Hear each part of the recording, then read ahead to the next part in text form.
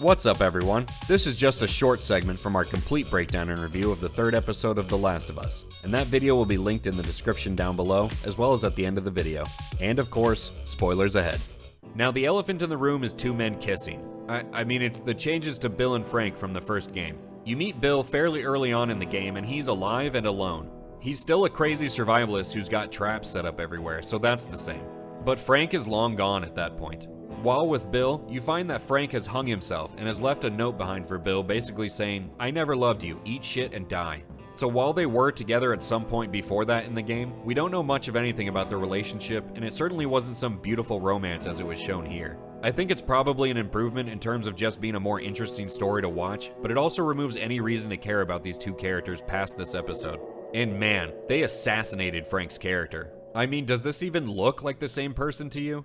The Frank in this show is walking around and wheeling around and talking. He doesn't swing around from the ceiling at all like his video game counterpart did, and this change to his character is just unacceptable to fans of the game. Jokes aside, I think they missed a great opportunity to bring a bit more stakes to this episode.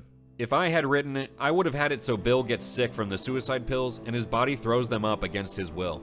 Then he's forced to watch Frank die and is left alone and even more bitter in this dark world without his one and only love. Then Joel and Ellie meet Bill as a broken man, who at first refuses to aid them, but eventually finds purpose in helping them on their journey. I think it would have tied into the story better, would have been a bit more faithful to the game, and would have made this episode even more gut-wrenching than it already was, and more impactful to the main story.